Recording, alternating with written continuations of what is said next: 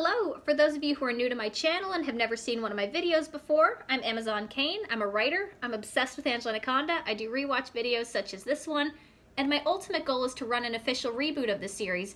And you can see my vision on what that would look like on my channel. My team and I revamped the theme song. Anyways, this episode was a request. It's Pet Peeves, which is the first official episode of Anaconda.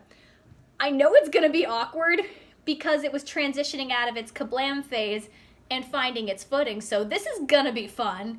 Here is Pet Peeves. And not starring Nanette Manoir. Today is our vote for the annual class field trip for the class. Ah, King! Wish me luck, girl. Me and Johnny Well, the animation is definitely more stilted here. Monster Truck Rally. Also, I'm surprised that they can pick the field trips and that they vote on it because of all the planning that would take. Also, why is Nanette getting ready for school by being in a tutu bouncing on a trampoline? Maybe she can show up whenever they want. And I told Gordy Reinhardt, if he didn't vote trucks, I'd tell Gina Lash not to marry him. Because she can pimp Gina out. Gina Lash is my best friend, and she will vote for whatever I say. I want a lackey. Sorry, Anaconda. I'm voting Mapperson's Bakery. But Gina Lash, what about the car-eating Robosaurus that eats whole cars whole? So, Mapperson's Bakery hands out free samples free, and I'd rather see me eating cinnamon swirls. Even my raspberry lip gloss. Bribery. Smell. That doesn't smell raspberry. It's raspberry-like. Well, okay. See what I mean? Gina Lash is my best. Lackey. It's mini warp. And it seems like in early episodes, Gina seems to hate Nanette as much as Angela does. Oh hey, Carlene's hair is flipped. It matches your beautiful eyes, Nanette. Oh, Angela, my purebred French poodle Ooh-la-la doesn't eat spreadable ham, merci beaucoup. My dog hates spreadable ham. My cat really, really hates it. Was that Angela's lunch? Kinda sweet that Nanette brought it to her. Also, early Miss Brink's voice. Mrs. Brinks? I mean, the awkwardness of the animation and the delivery, in its own way, I do appreciate. I reserved 16 tickets and arranged for all to And see the video on it does still feel like a kablam short, but more refined. What a wonderful and appropriate idea, Nanette. Now, class, if there are no other suggestions, Angela, you're seconding the motion? Well, no. Johnny Abadi has With another Miss Brink's voice, I suggestion wonder I'm sure. if it's just Richard Bensley trying to find the right voice through this, Truck rally. or if the sound editing on him's really odd. All in favor of Angela's... Because it sounds like his pitch was lowered. 8. And for the legendary ballet russe, Again? 7. I don't quite believe that kids are allowed to pick where the field trip is, considering all the planning involved, but Are you sure you wouldn't like to change your... was this a thing? I don't know.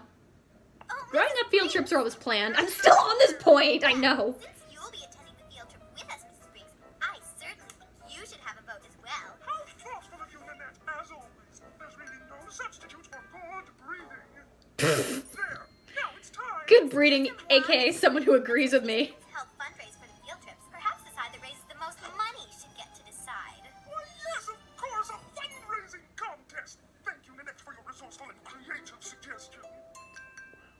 Miss Brink's voice. Thanks a lot for almost not saying monster trucks, Johnny Abadi. Well, gosh, Angela, it was your idea. Early Johnny voice. Besides, we'll never get the most money anyways. I know. Also, yes, it was. Money, Johnny. We just have to think. It was Angela's idea. She should have said I it. should have picked Mapperson's Bakery. Those cinnamon swirls.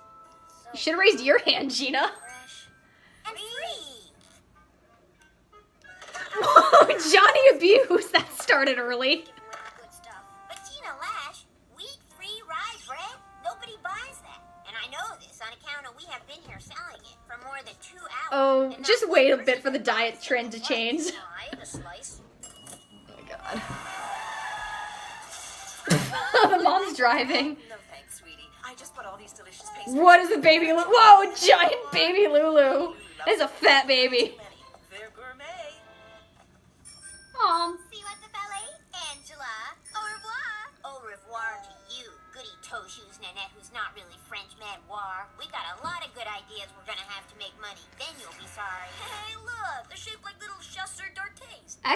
look more like vaginas. Dad, Oh, hi, kids. can you give us some money? So, what do you think of my new I love how blunt that delivery was. Oh, invention. But Mr. Anaconda, blow dryers have been around since the advent of the shag hairdo in the early 70s. Not just a blow dryer, Gina, but a revolutionary new way to suck and blow at the same time. Not just for hair.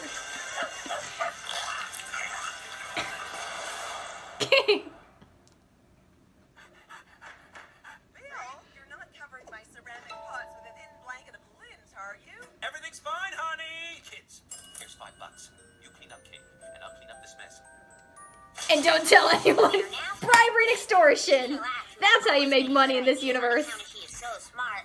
Thinks of a good one. A pet wash for pets. Whoa, some of these background faces. Anyway, it is the pet wash. The jankiest pet wash I've ever seen. And I love it. Up with Fabio, and Gina doesn't know where his head is. This calls for the Flow Bee. Gina's mom only usually lets her use the Flow Bee hair trimmer on weekends and holidays. Biscuits for sale. Get your tray delicious doggy biscuits, which I made myself, seeing as I'm so creative. Then Nini. Oh my God, Nanette. Selling her fancy dog biscuits with blue Oh my God, the turtle at the dog wash. person Nini is Could not sit on. making money at our fundraiser. Tras interesting, Nanette. Cause she's a bitch. And as for Fabio, I told Gordon I'd rather have a rat with one head than a dog with two behinds. And this makes Fabio. Whoa, those eyebrows on that dog. Johnny tries to wash Kitty Takanawa, the crossing guard lady's cat. But Kitty Takanawa runs up a tree. Before squirrels were abusing Johnny, it was cats. Even if he is afraid of heights. Lucky for Johnny, So much plot happens in this 30 seconds. that fireman buys the rest of Ninny Wartman War's disgusting dog barf skins. Blood baths? How continental, Angela Anaconda. Perhaps you'd like to be my escort to the Ballet Russe, Johnny Abadi? How can he be your escort if where we are going is Monster Truck Rally? In case you didn't know, we made, Gina Lash, $11.38. Well, Back when that probably meant something. Unless your parents give you an extra 362 big ones, which I most seriously doubt. I'm afraid you'll be doing something. How tight is she holding that dog? Coming, John? Oh boy. Ooh, different transition for the revenge fantasies. So, Margot Fancy Dancer Manoir and Johnny Go Lightly are now escorting each other to the Swan Lake. Oh my God, they all have the same face.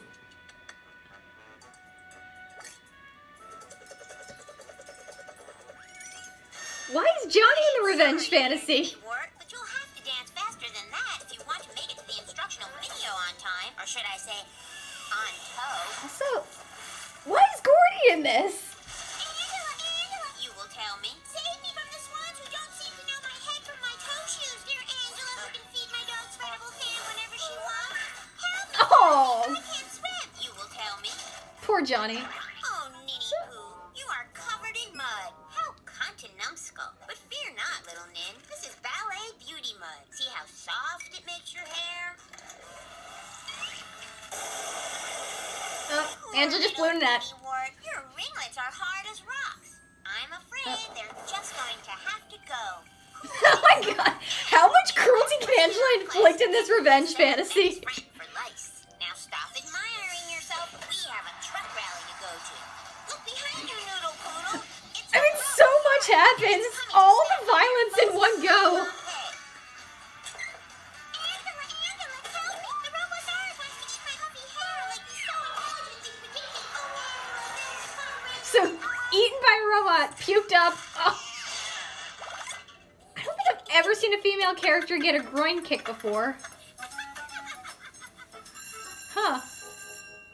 Well, Klaus, as we might have expected, Nanette Equal opportunity slapstick. wonderful and quite unusual liver-flavored cookies. So French won our little fundraising competition. Oh hey, same animation from the opening.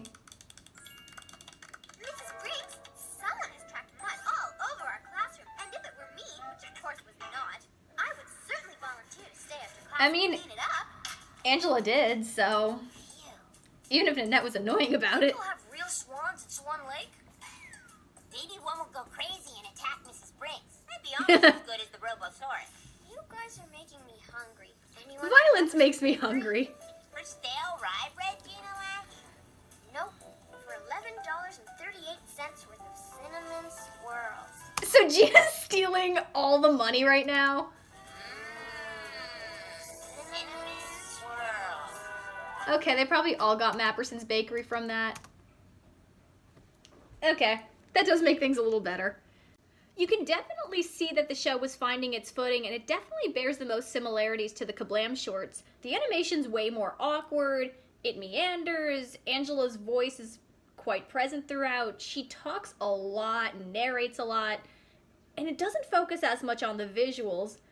On some level, I do think the awkward voice delivery is very, very funny sometimes, but on the other hand, I definitely understand why people would be turned off by the show if they just saw this episode. Some of the early ones can be like this. In that, while Nanette does show up Angela, she's still not quite bad enough to deserve the revenge fantasy because she does... Nanette's plan, she actually has a plan for how she's going to get things done. In this case, it's not even implied.